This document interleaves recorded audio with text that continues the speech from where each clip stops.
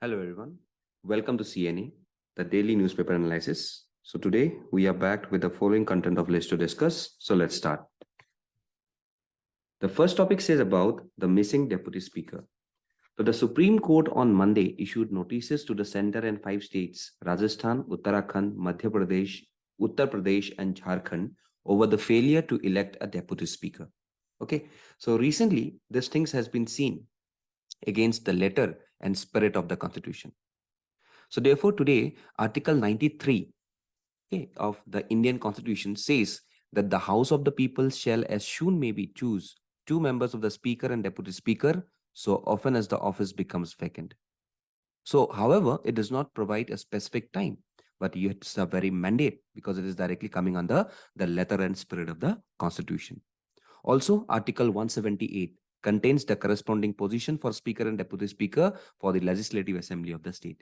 So here the main important elements is Article 93 as well as Article 178. So this is the 2 important articles that is basically seen in respective to the speaker of Lok Sabha as well as to the legislative assembly.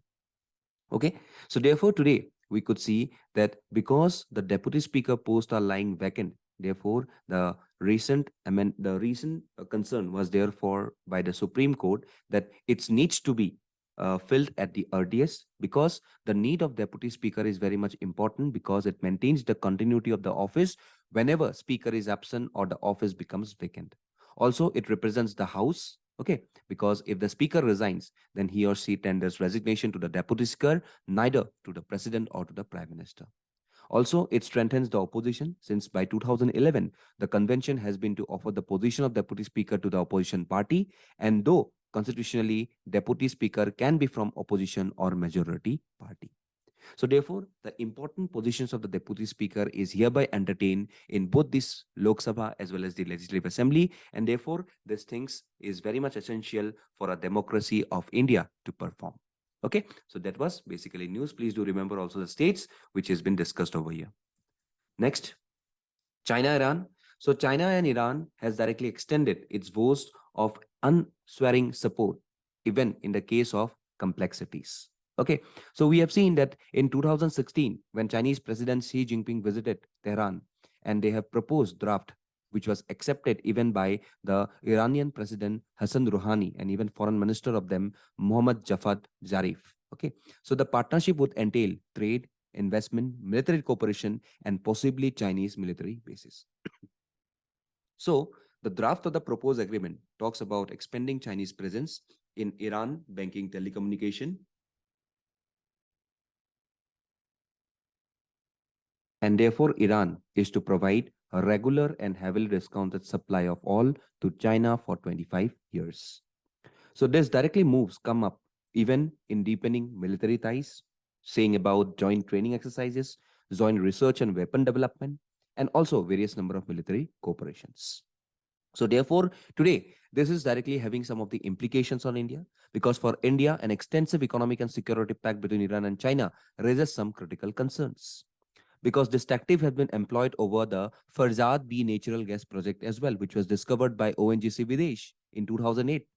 And since then, it has been caught up in financial difficulties, bureaucratic wrappings, and of course, international sanctions. So Iran won't wait for India on Farzad B gas project. Okay, and therefore, we can see that they have choose something which is in association with China. Okay, but India is very much interested towards the Chabahar port for its geopolitical implications to directly counter the Chinese presence in the Gwadar port of Pakistan. So therefore, today we could see that India and or the presence of China or the presence of this country of China with respect to Iran is a growing concern today in the atmosphere, is presently near to the Arabian Sea and also in the context of India. Okay, so that is with the discussion over here. Next, the sea level rise threat. So recently, there has been a report directly coming that India, China, Bangladesh, and Netherlands face the highest threat of the sea level rise globally, according to a new report published by the WMO, that is the World Meteorological Organization. So what is basically the sea level rise? So SLR is an increase in the level of the world's ocean due to effect of climate change, especially global warming, included by three primary factors, that is thermal expansion, melting glaciers, and loss of Greenland and Antarctica's ice sheets. So today, this is a growing concern that the global sea level has been rising over the past century and rate has accelerated in the recent decades. So the average global sea level has risen by 8.9 inches between 1880 and 2015. And that's much faster than in the previous 2700 years. So recently, even an intergovernmental panel on climate change released a special report on the ocean and cryosphere in the changing climate, which underline the dire changes taking place in oceans, glaciers, and ice deposits of land and sea. So SLR is not uniform across the world. So regional SLR may be higher or lower than global SLR due to subsidence, upstream flood control, erosion, regional ocean currents, variations in land height, and compressive weight of the ice age glaciers. So there are various number of consequences with respective to SLR because it can go for coastal flooding, it can destruct the coastal biodiversity, it can make some of the storm surge. Also, littoral and inland migration is one of the impact, then impact on infrastructures, threat to inland life, and also it affects the tourism and military preparedness. So therefore, today, there are various number of techniques that has been used by various number of capitals even. Supposedly, if I say about the capital of Indonesia, today it is being relocated to regions like Jakarta. So therefore, today we can see that various number of countries has directly taken some of these steps because they are much more in the prone towards the sea level rise.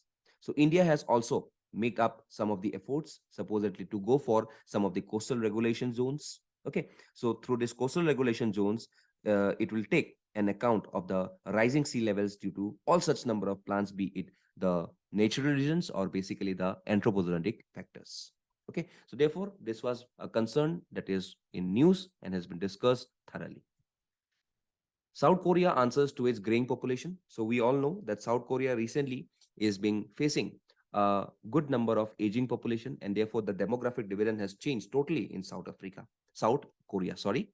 So what is this demographic dividend? So it refers to the growth in an economy that is the result of the change in the age structure of the country's population. So today, India has got a good demographic dividend, but it's a rare case that in countries like Japan, South Korea, China, we can see that slowly and slowly the population is aging, which is a growing concern to the country of this South Korea, which is one of the fastest growing economy of this world. Okay, so therefore, this growing concern is directly an effect with respect to the fertility, and also the window of demographic opportunity has been less, and therefore the transition has been seen to be very less. Okay, so a country which is having a good demographic dividend like India, they have got various benefits, supposedly economical growth, policy framing, rise in employment, increased workforce, swelling labor force, and effective diversion of resources. Even we can see about the rise in women's workforce and easily accumulation of this workforce into the mainstream economy. But today we can see that there are various challenges also faced by such number of demographic dividend. Because today, if a country has got more number of demographic dividend, that is basically the young peoples, we have to see about their employment facilities. We have to fuel the economical growth. Then also we have to make some of the social risks that are very much available in the respective society. So therefore today, though the demographic dividend of India is good, so it's basically on the positive side, and therefore we do not have problems with the demographic dividend. But with countries like South Korea, which is basically having a good economy today with an aging population, they could not grow well just because their workforce is not directly going for the respective works that a person of the lesser age can basically do. Okay, so that is the growing concern of South Korea, and that's why this things was in news. Okay, lastly, Japan and Global South. So this type of editorial has been discussed recently. And why it has been discussed? Because Japan has taken the initiative to raise the Global South to the top of G7 agenda.